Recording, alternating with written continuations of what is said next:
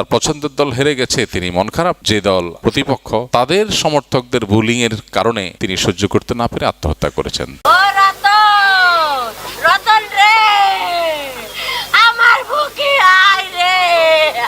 বিশ্বকাপে প্রিয় দলের পরাজয় মেনে নিতে না পেরে নিজ ঘরে ফ্যানের সাথে ঝুলে নিজের জীবন শেষ করেছেন রতন নামের এই ব্রাজিল সমর্থক। ছেলের বয়স মাত্র ১৯। ঘরে আছে প্রিয়তমা স্ত্রী ও ৩ মাস বয়সী একটি কন্যা সন্তান। বিশ্বকাপ ফুটবলে আর্জেন্টিনা মিশরের ম্যাচ নিয়ে একদল দর্শকের মধ্যে হাতাহাতির জেরে এক ব্যক্তির মৃত্যু হয়েছে। ফুটবল বিশ্বকাপ খেলা নিয়ে মারামারিতে এখন পর্যন্ত বাংলাদেশের ১০ সমর্থকের মৃত্যু হয়েছে। কোথাকার কোন দেশের খেলা, এমন দেশের সাপোর্টও করছে দেশ, যে দেশ রাষ্ট্রীয়ভাবে বলছে, ঘোষণা দিচ্ছে রীতিমতো যে আমরা ইহুদিবাদীদের সাথে আছি, ফিলিস্তিনের বিপরীতে আছি, এবং তাদের সমর্থকরা তাদের পতাকা রীতিমতো প্রদর্শন করছে। মুসলমানের সন্তান তাদেরকে সমর্থন জানিয়ে জীবন পর্যন্ত দিয়ে দিচ্ছে। খেলবে আরেকজন, আমি দেখব কেন? খেলবে আরেকজন, আমি না খেয়ে নাচা পাবলিক হব কেন? নবী আলাইহিস সালাম যথাযথই বলেছেন যে একটা সময় আসবে মুসলমানরা এদের পেছনে অন্ধের মতো ছুটবে। ফুটবল বিশ্বকাপ উন্মাদনায় ১০-১২ জন মানুষ এবছর নিহত হয়েছেন। কুষ্টিয়ায় একজন আত্মহত্যা করেছেন বুলিং এর কারণে। এসব মৃত্যুর জন্য কে বা কারা দায়ী? প্রিয় ভাইরা আমার, খুবই দুর্ভাগ্যজনক একটা বাস্তবতা যে আমাদের দেশে প্রতি বছরই খেলাকে কেন্দ্র করে মানুষের প্রাণ ঝরে। ইমানদারের জীবন এত সস্তা হয়ে গেল যে কোথাকার কোন দেশের খেলোয়াড় তারা হারলো কি জিতলো তার জন্য আমরা মারামারিতে লিপ্ত হয়ে যাব, খুন করে ফেলবো, বন্ধুকে পানিতে চুবিয়ে মেরে ফেলেছে। এই উন্মাদনা যারা তৈরি করছেন, এই উন্মাদনাকে যারা মাত্রাহীন ভাবে নিয়ে যাচ্ছেন, সীমাহীন উন্মাদনা যারা তৈরি করছেন, তারা এর দায় এড়াতে পারেন না। খেলাধুলা মানুষের জীবনের অংশ, বিনোদন মানুষের জীবনের অংশ। শরিয়ার সীমানার মধ্যে সেটা করতে শরিয়া নিষেধ করে না, কিন্তু সীমালঙ্ঘনকারীকে আল্লাহ তাআলা পছন্দ করেন না। ইন্নাহু লা ইউহিব্বুল মুতাদিন। আল্লাহ তাআলা সীমালঙ্ঘনকারীকে পছন্দ করেন না।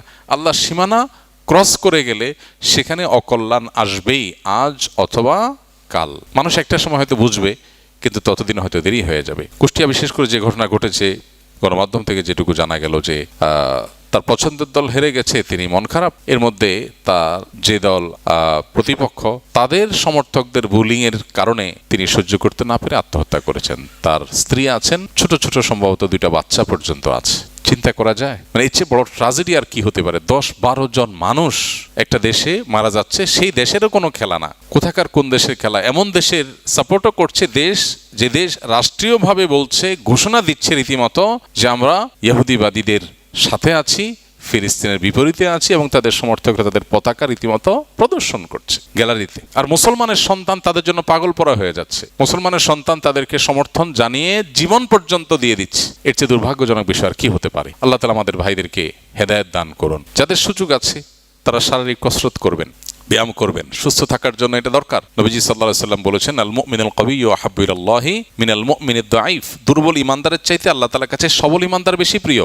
সবল ইমানদার থাকার জন্য আপনার খাদ্য, আপনার ঘুম, আপনার সবকিছু পরিমিত হওয়া দরকার, স্বাস্থ্যসম্মত হওয়া দরকার, হিসেব নিকেশ করে হওয়া দরকার। ফুড ভ্যালু, খাদ্য শক্তি বিবেচনা করে করে আপনার খাবার গ্রহণ করা দরকার, উপকারী জিনিস খাওয়া দরকার। কোরআনে আমাদেরকে আল্লাহ তাআলা হালাল খেতে বলেছেন, তৈয়ব খেতে বলেছেন। হালালান তৈয়বা, এমন হালাল যেটা তৈয়ব, হালাল এবং পবিত্র। এখানে তৈয়ব শব্দের আক্ষরিক অর্থ পবিত্র হলেও তাফসিরে কুরতুবী ইমাম কুরতুবী রাহমাতুল্লাহ আলাইহি তৈয়ব শব্দের কয়েকটা ব্যাখ্যার ভিতরে একটা ব্যাখ্যা উল্লেখ করেছেন যে যেই খাবার মানুষের দুনিয়া এবং আখিরাতে ক্ষতির কারণ হবে না সেটা। এবং ইমাম ইবনে আশুর রাহিমাহুল্লাহ তিনি তাহরির ও তানভীর এর মধ্যে লিখেছেন যে একই কথা, অর্থাৎ তৈয়ব মানে হলো যে খাবারে মানুষের দুনিয়াতেও ক্ষতির কারণ হবে না, আখিরাতেও ক্ষতির কারণ হবে না। এখন আপনি জাঙ্ক ফুড খেলেন, এমন ফুড খেলেন, এমন খাবার খেলেন যেটা তেল জাতীয়, বলতে আপনার তেলে ভাজা, যেটা অস্বাস্থ্যকর, যেটা আপনার স্বাস্থ্যকে নষ্ট করবে, যেটা অ্যাসিডিটি তৈরি করবে, যেটা আপনার শরীরের জন্য ক্ষতিকর হবে, সেই খাবার খেতে ইমানদারকে আল্লাহ উৎসাহিত করেন নাই। বরং আল্লাহ তাআলা বলেছেন এমন খাবার খেতে যেটা দুনিয়া আখিরাতে যার কোনো ক্ষতি নেই, বা ক্ষতিকর খাবার না যেটা, সেই খাবার। এই জন্য ইমানদার সুস্থ থাকার চেষ্টা করবে, সেই জন্য তার লাইফস্টাইলকে সেভাবে সাজাবে। সে অর্গানিক না হলেও চেষ্টা করবে প্রাকৃতিক খাবার খেতে। আর্টিফিশিয়াল, প্রসেসড এবং মানুষের জন্য ক্ষতিকর যে বিষয়গুলো আছে সেগুলো থেকে বেঁচে থাকার চেষ্টা করবে। কারণ সুস্থ থাকতে হলে তাকে এটা করতে হবে, আর সুস্থ থাকতে হবে কারণ আল্লাহর ইবাদত করতে হবে, কারণ তাকে জিহাদের প্রয়োজন হলে জিহাদ করতে হবে। সেজন্য ইমানদার সে চেষ্টা করবে, তারই অংশ হিসাবে, সুস্থ থাকার অংশ হিসাবে সে এক্সারসাইজ করবে, সে ব্যায়াম করবে, সে শরীরের সীমানার মধ্যে থাকে, খেলাধুলাও করবে। ইমানদার খেলা দেখবে না, খেলবে। ইমানদার প্রয়োজনে খেলবে। খেলবে আরেকজন আমি দেখবো কেন? খেলবে আরেকজন আমি না খেয়ে নাচা পাবলিক হব কেন?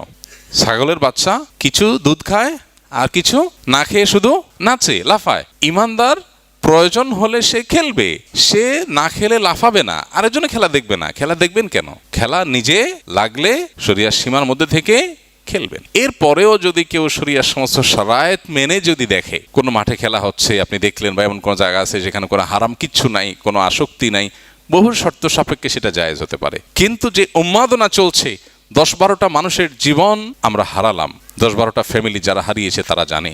এই উন্মাদনাকে যারা লাগামহীনভাবে সৃষ্টি করেছে, তৈরি করেছে, আমার মনে হয় তাদের উচিত এটার জন্য তাদের বোধোদয় হওয়া এবং এই লাগামহীন উন্মাদনাকে অ্যাপ্রিসিয়েট না করা। হ্যাঁ, আবারও বলছি, ইসলাম বিনোদনকে নিরুৎসাহিত করে না, নিষেধ করে না, কিন্তু প্রত্যেকটা জিনিসে একটা সীমা আছে, রেখা আছে। অর্থহীনতা, যে কাজের পিছনে আমার কোনো লাভ নাই দুনিয়া আখিরাতে, ইসলাম সেটা আমাদেরকে করতে বলে না। ইসলাম একজন মানুষকে, একজন মুসলমানকে অর্থবহ কাজ করতে বলে।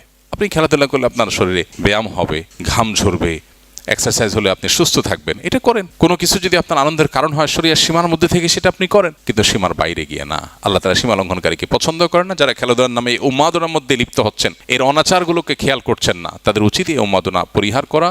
মিন হুসনি ইসলামিল মারই তারকুহু মা লা ইয়ানি, একজন মুসলমান ইসলাম সুন্দর হবে যখন সে অহেতুক অনর্থক কাজ পরিহার করবে। অনর্থক অহেতুক কাজ পরিহার যখন করবে, তখন তার ইসলামটা কি হবে? সুন্দর হবে। অহেতুক কাজকে ইসলাম অ্যাপ্রিসিয়েট করে নাই। শারীরিক কসরত আর খেলাধুলাকে ইসলাম হারাম করে নাই। কিন্তু ইহুদি নাসাররা বিশেষ করে যারা ঘোষণা দিয়ে বলে কয়ে ফিলিস্তিনি মুসলমানদের বিরুদ্ধে অবস্থান নিচ্ছে, ইহুদিবাদীদের এবং খুনিদের, অত্যাচারীদের পক্ষে রাষ্ট্রীয়ভাবে ঘোষণা দিয়ে রাষ্ট্র বলছে আমরা তাদের সাথে আছি, মুসলমানের বিবেক কিভাবে সায় দেয়? শুধু এরা না, একজন মানুষ অমুসলিম, আল্লাহর প্রতি বিশ্বাস নাই, কুফরি করে, আপনার ওয়ালা বারা, আল্লাহর জন্য বৈরিতে, আল্লাহর জন্য ভালোবাসা ইমানের গুরুত্বপূর্ণ অংশ, সেটার দাবি কি? সেটার দাবি কি? এই সমস্ত মানুষগুলোর পেছনে চলা। নবী আলাইহিস সালাম যথাযথই বলেছেন, লাতাত্তাবিউন্না সুনানা মান কানা ক্বাবলাকুম, তোমাদের পূর্বের যারা চলেছিল তাদের পেছনে তোমরা অন্ধের মতো অনুসরণ করবে। এমন সময় আসবে, এমনকি তারা যদি 1 হাত যায় তোমরা 1 হাত যাবে, তারা 1 বিঘত গেলে তোমরা 1 বিঘত যাবে, তো তারা গিয়ে যদি গুই সাপের গর্তে ঢুকে তোমরাও গিয়ে সেখানে ঢুকবে। সাহাবীরা বলেছেন, তারা কারা? ইহুদি খ্রিস্টান। নবী সাল্লাল্লাহু আলাইহি ওয়াসাল্লাম বলেছেন, তারা ছাড়া কারা? এদের কথাই বলছি যে একটা সময় আসবে মুসলমানরা এদের পেছনে অন্ধের মতো ছুটবে। তো এই জন্য ভাই, এই অন্ধত্ব পরিহার করা দরকার এবং সীমালঙ্ঘন পরিহার করা দরকার।